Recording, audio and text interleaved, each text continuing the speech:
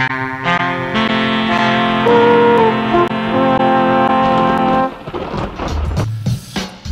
declassified secret US government document obtained by the conservative public interest law firm Judicial Watch shows that Western governments deliberately allied with Al-Qaeda and other Islamist extremist groups to topple Syrian dictator Bashar al-Assad. The documents revealed that in coordination with the Gulf states and Turkey, the West intentionally sponsored violent Islamist groups to destabilize Assad, and that these supporting powers desired the emergence of a Salafist principality in Syria to isolate the Syrian regime. According to the newly declassified US documents, the Pentagon foresaw the likely rise of the Islamic State as a direct consequence of this strategy and warned that it could destabilize Iraq. Despite anticipating that Western Gulf states and Turkish support for the Syrian opposition, which included Al-Qaeda in Iraq, could lead to the emergence of an Islamic State in Iraq and Syria, ISIS, the documents provide no indication of any decision to reverse the policy of supporting the Syrian rebels. On the contrary, the emergence of the Al-Qaeda-affiliated Salafist principality, as a result, is described as a strategic opportunity to isolate Assad. Hypocrisy. The revelations contradicted the official line of Western governments on their policies in Syria and raised disturbing questions about secret Western support for violent extremists abroad, while using the burgeoning threat of terror to justify excessive mass surveillance and crackdowns on civil liberties at home. Among the batch of documents obtained by Judicial Watch through the federal lawsuit released earlier this week is a US Defense Intelligence Agency DIA document, then classified as secret, dated 12th of August 2012. The DIA provides military intelligence in support of planners, policymakers, and operations for the US Department of Defense and Intelligence community. So far, media reporting has focused on the evidence that the Obama administration knew of arms supplies from a Libyan terrorist stronghold to rebels in Syria. Some outlets have reported that the US intelligence community's intel prediction of the rise of ISIS, yet none have accurately acknowledged the disturbing details exposing how the West knowingly fostered a sectarian Al-Qaeda-driven rebellion in Syria. Charles Shoebridge, a former British Army and Metropolitan Police counter-terrorism intelligence officer, said, "Given the political leanings of the organisation that obtained these documents, it's unsurprising that the main emphasis given to them thus far has been an attempt to embarrass Hillary Clinton regarding what was known about the attack on the US consulate in Benghazi in 2012. However, the document also contained far less publicised revelations that raise vitally important questions of the West's governments and media in their support of Syria's rebellion. The West's Islamists. The newly declassified DIA document from 2012 confirms that the main component of the anti-Assad rebel forces by this time comprised Islamist insurgents affiliated to groups that would lead to the emergence of ISIS. Despite this, these groups were to continue receiving support from Western militaries and their regional allies. Noting that the Salafist, SIK, the Muslim Brotherhood and AQI, Al-Qaeda in Iraq, are the majority forces driving the insurgency in Syria, the document states that the West, Gulf countries and Turkey support the opposition, while Russia, China and Iran support the Assad regime. The 7-page DIA document states that Al-Qaeda in Iraq, AQI, the precursor to the Islamic State in Iraq, ISI, which became the Islamic State in Iraq and Syria, supported the Syrian opposition from the beginning, both ideologically and through the media.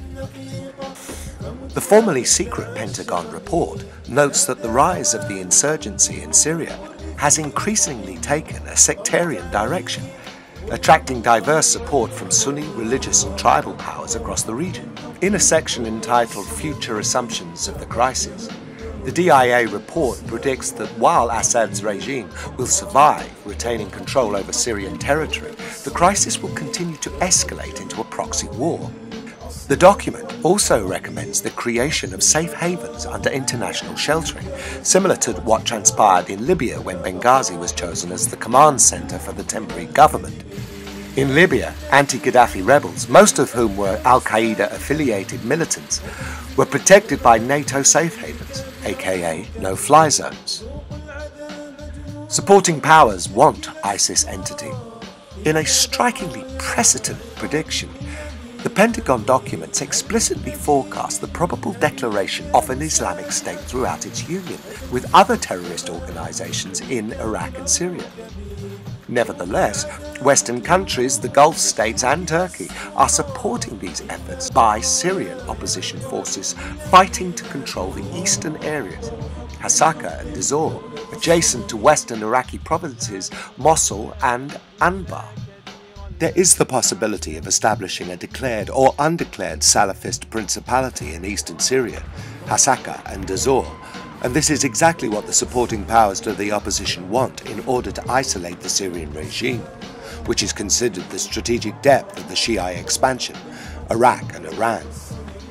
The secret Pentagon documents thus provided extraordinary confirmation that the US-led coalition currently fighting ISIS had 3 years ago welcomed the emergence of an Islamist Salafist principality in the region as a way of undermining Assad and block off the strategic expansion of Iran.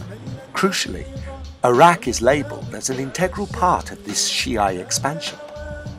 The establishment of such a Salafist principality in eastern Syria, the DIA document asserts, is exactly what the supporting powers to the Syrian opposition want. Earlier on, the document repeatedly described those supporting powers as the West, Gulf countries, and Turkey. Further on, the document reveals that Pentagon analysts were acutely aware of the dire risk of this strategy, yet ploughed ahead anyway. The establishment of such a Salafist principality in eastern Syria, it says, would create the ideal atmosphere for AQI to return to its old pockets in Mosul and Ramadi. Last summer, ISIS conquered Mosul in Iraq and just this month has also taken control of Ramadi. Such a quasi-state entity will provide a renewed momentum under the prescription of unifying the jihad amongst Sunni Iraq and Syria, and the rest of the Sunnis in the Arab world against what it considers one enemy.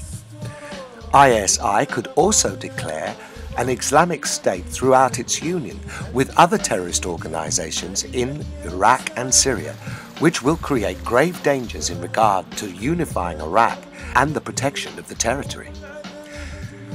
The 2012 DIA document is an Intelligence Information Report, IIR, not a finally evaluated intelligence assessment, but its contents are vetted before distribution. The report was circulated throughout the US intelligence community, including the State Department, Central Command, the Department of Homeland Security, the CIA, FBI, among other agencies.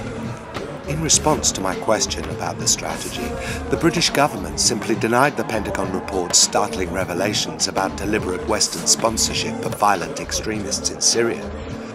A British Foreign Office spokesperson said, AQ and ISIL are prescribed terrorist organisations.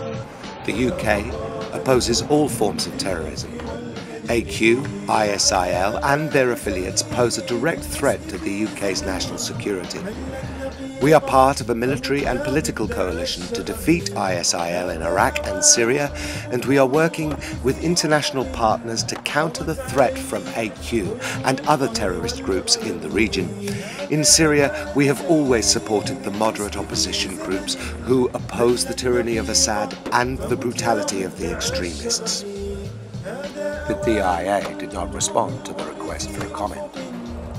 Strategic asset for regime change.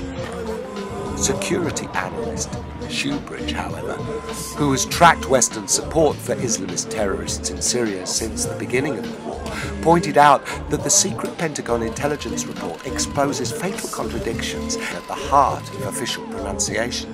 Throughout the early years of the Syria crisis, the US and the UK governments, and almost universally the West's mainstream media, promoted Syria's rebels as moderate, liberal, secular, democratic, and therefore deserving of the West's support. Given that these documents wholly undermine this assessment, it's significant that the West's media has now, despite their immense significance, almost entirely ignored them. Order! Order! The ayes to the right, 272. The noes to the left, 285.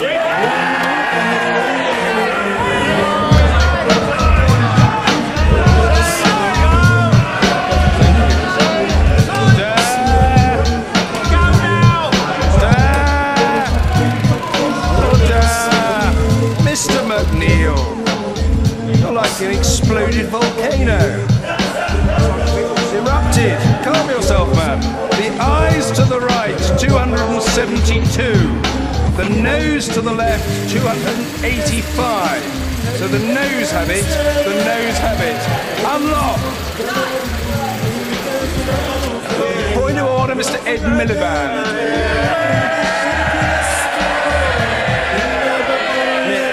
Mr. Speaker, on a point of order, there having been no motion passed by this House tonight, can the Prime Minister confirm to the House that he will not use the royal prerogative to order the UK to be part of military action, given the will of the House that has been expressed tonight, before there's been another vote in this House of Commons? Order. It is, of course, not a matter for the Chair, but the Prime Minister has heard it and is welcome to respond. Point of order, and I can give that assurance. Let me say the House has not voted for either motion tonight. I strongly believe in the need for a tough response to the use of chemical weapons, but I also believe in respecting the will of this House of Commons. It is very clear tonight that while the House has not passed a motion, it is clear to me that the British Parliament, reflecting the views of the British people, does not want to see British military action. I get that, and the government will act accordingly.